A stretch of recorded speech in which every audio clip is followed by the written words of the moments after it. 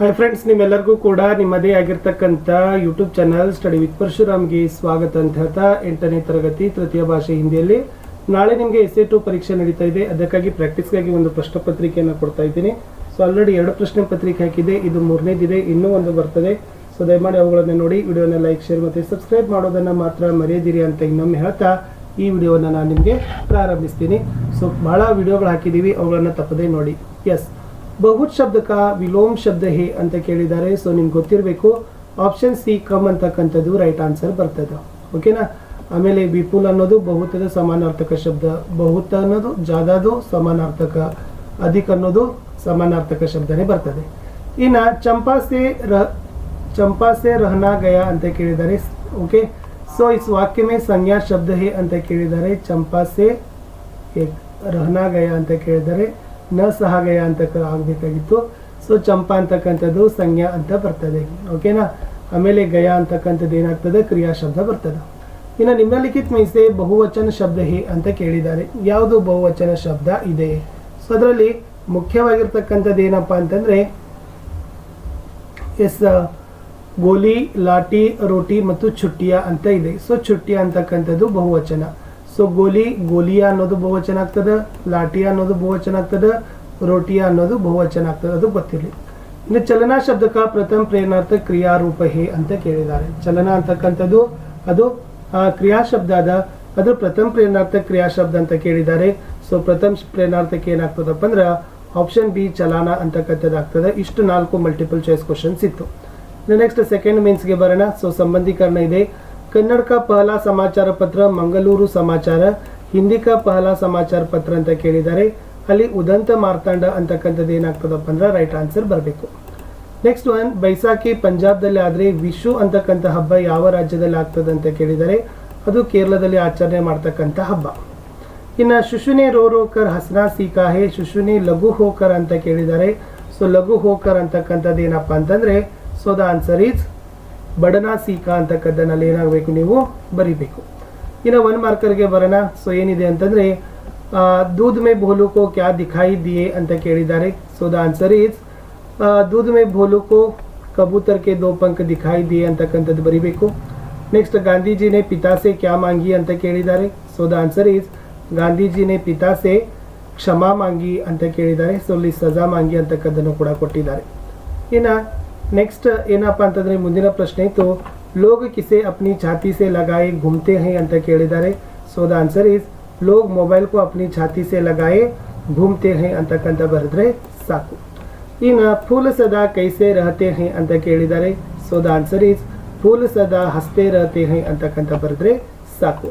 ಇಷ್ಟು 1 ಮಾರ್ಕರ್ ಇತ್ತು. ಇನ್ 2 marker question ಅಲ್ಲಿ ಯುದ್ಧ ಭೂಮಿ ಕೋ ಜಾತೆ ಹುए पुत्र के सिर पर हाथ रखकर ಮಾನೆ ಕ್ಯಾ ಆಶೀರ್ವಾದ ದಿಯಾ ಅಂತ ಕೇಳಿದ್ದಾರೆ. ಸೊ ದ ಆನ್ಸರ್ ಏನಪ್ಪಾ ಅಂದ್ರೆ ಉತ್ತರ ನೋಡೋದಾದ್ರೆ, बेटे इस समय राष्ट्र रक्षा ही प्रत्येक भारतीय का सबसे बड़ा कर्तव्य है, जाओ और दृढ़ता से अपने कर्तव्य का पालन करो, याद रहे भारतीय परंपरा सीने पर ही गोली खाने की है, पीठ पर नहीं ಅಂತ ಬರೆದ್ರೆ ಸಾಕು. ಇನ್ನು ತಿಮ್ಮಕ್ಕನೇ बरगद के डालों को कैसे पाला पोसा ಅಂತಕ್ಕಂಥದ್ದು ಪ್ರಶ್ನೆ ಕೊಟ್ಟಿದ್ರು. So the answer is Thimmakka ने पेड़ों को भेड़ बकरियों से रक्षा करने की व्यवस्था की, उन्हें अपने बच्चों की तरह प्रेम से पाला पोसा ಅಂತ ಬರೆದ್ರೆ ಸಾಕು. नेक्स्ट, बीरबल के अनुसार घोड़े के मालिक की 2 शर्तें क्या थी ಅಂತ ಕೇಳಿದರೆ इट्स आल्सो इंपॉर्टेंट क्वेश्चन.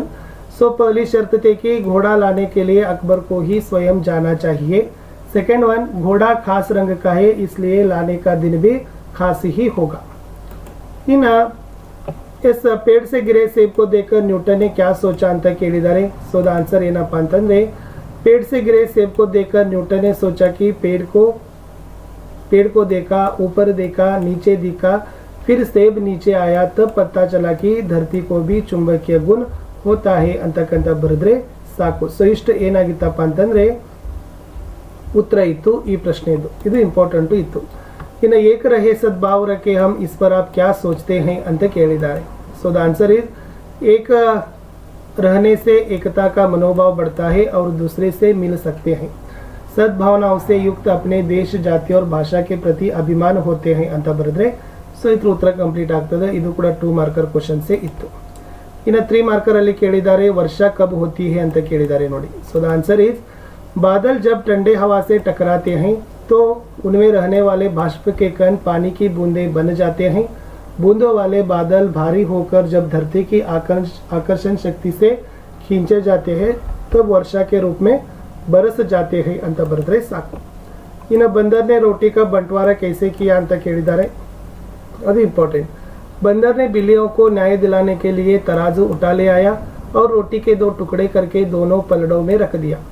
जिस पलड़े में अधिक दिखाई दिया उससे रोटी को खा लिया। उसी तरह करते करते रोटी का बचा हुआ छोटा टुकड़ा भी खा लिया। बिल्लियों के खाने के लिए कुछ भी नहीं रखा। इस तरह रोटी का बंटवारा बंदर ने किया ಅಂತ ಬರೆದ್ರೆ ಸಾಕು। ಇನ್ನು संतुलित आहार का मतलब क्या है ಅಂತ ಕೇಳಿದರೆ it's a very most important. शरीर को स्वस्थ और सुदृढ़ रखने के लिए सही मात्रा में प्रोटीन, विटामिन, खनिज, कार्बोहाइड्रेट्स ओके और फैट्स युक्त आहार का सेवन करना ही संतुलित भोजन कहलाता है ಅಂತಕ್ಕಂತ ಬರೆದ್ರೆ ಸಾಕು। ಸೊ ಇದು ಏನಾಗಿತ್ತಪ್ಪ ಅಂತಂದ್ರೆ ವೆರಿ ಇಂಪಾರ್ಟೆಂಟ್ ಆಗಿರ್ತಕ್ಕಂಥದ್ದೇ ಇತ್ತು, ಅದನ್ನು ಕೂಡ ನೀವು ಬಹೈಟ್ ಮಾಡಿ। ಇನ್ನು ದೋಹಾತ್ ಭಾವಾರ್ಥ ಕೇಳಿದ್ದಾರೆ ನೋಡಿ। ಸೊ ಏನಿತ್ತಂದ್ರೆ ಐಸಿ ಬಾನಿ ಬೋಲಿಯೇ ಮನ್ಕ ಆಪಾಕ್ ಹೋಯ ಅವರನ್ನು ಕೋ ಶೀತಲ ಕರೆ ಆಪಹು ಶೀತಲ ಹೋಯ ಅಂತ ಇದೆ। ಸೊ ಫಸ್ಟ್ ಬರುವಾಗ ಏನು ಬರೀರಿ ಇದ್ರದ್ದು ಕವಿತಾ ಅಂತ ಬರೀರಿ। ಸೊ ಕವಿತಾ ಅಂತ ಬರೆದ್ರೆ ಅಲ್ಲಿ ಕಬೀರ್ಗೆ ದೋಹೆ ಅಂತ ಬರ್ತದ, ಕವಿ ಅಂತ ಹಾಕ್ರಿ, ಕವಿ ಅಂದ್ರೆ ಕಬೀರ್ ದಾಸ್ ಅಂತ ಆಗ್ತದ। ಅವಾಗ ಇದ್ರದ್ದು ಏನು ಬರಿಬೇಕಪ್ಪ ಅಂದ್ರೆ कवि कबीर दास कहते हैं कि आप ऐसे वचन बोलिए जिससे आपका अहंकार मिट जाए, आपकी बोल से दूसरों को शीतलता मिले और अपना मन भी शीतल हो जाए। इन मकर संक्रांति त्योहार कब और कैसे मनाया जाता है ಅಂತ ಕೇಳಿದ್ರು। ಸೊ ಇಲ್ಲಿದೆ मकर संक्रांति प्रति वर्ष जनवरी महीने में पूरे भारत विशेषतः दक्षिण भारत में मनाया जाता है। संक्रांति को फसल के कटाई का त्योहार भी कहा जाता है। इस त्योहार को घर घर में सुख संपत्ति के संकेत के रूप में मनाया जाता है। इस युगों से ऐसा माना जा रहा है कि इसी दिन से उत्तरायण पुण्यकाल का प्रारंभ होता है। इन रमजान मुसलमानों का पवित्र त्योहार है, उदाहरण दीजिए। सो ಇಲ್ಲಿ रमजान ಬಗ್ಗೆ ಕೇಳಿದ್ರು, ಇಲ್ಲಿ ಬರಿಬೇಕು रमजान मुसलमान का पवित्र त्योहार है। रमजान के महीने में मुसलमान 30 दिन का रोजा रखते हैं। रोजा का मतलब है कि उपवास का व्रत। मुसलमान मानते हैं कि सूर्योदय के पहले और सूर्यास्त के बाद ही खाना खाया जा सकता है और इसी बीच खाने पीने का क्रिया को बंद रखना चाहिए। पद्य इतो। So very simple. फूल सदा ಕೇಳಿದ್ದಾರೆ ಇಲ್ಲಿ। सो फूल सदा हंसते रहते हैं, खिल खिल कर झरते रहते हैं, रंग बिरंगी मोहक छवि से अपने अंतर की सुगंध से तन से मन से निज जीवन से सब जग को सुरभित करते हैं।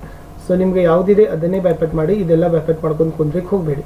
ಒಂದು ಚುಟ್ಟಿ ಪತ್ರ ಕಲ್ಕೊಡ್ರಿ ಚೆನ್ನಾಗಿ। कोई सकारण देते हुए 3 दिन की छुट्टी प्रधानाध्यापक के नाम ಅಂತ ಕೇಳಿದ್ರು, ಅದನ್ನು ಕೂಡ ನೀಟಾಗಿ ಅಲ್ಲಿ ನೀವೇನು ಬರೀಬೇಕು, ಪ್ರೇಷಕ ಪದ, ದಿನಾಂಕ, ಓಕೆ, ಆಮೇಲೆ ಸಂಬೋಧನೆ, ಅಭಿವಾದನ್, ಪತ್ರಕ ಕಲೆವರು, ಪತ್ರ ಪಾನೆ ವಾಲಿಕ ಪದ। ಸೊ ಅದನ್ನು ನೀಟಾಗಿ ಅದನ್ನು ಬರೆದ್ರೆ ನಿಮಗೆ ಖಂಡಿತವಾಗಿ ಅಂಕಗಳು ಸಿಗ್ತದೆ।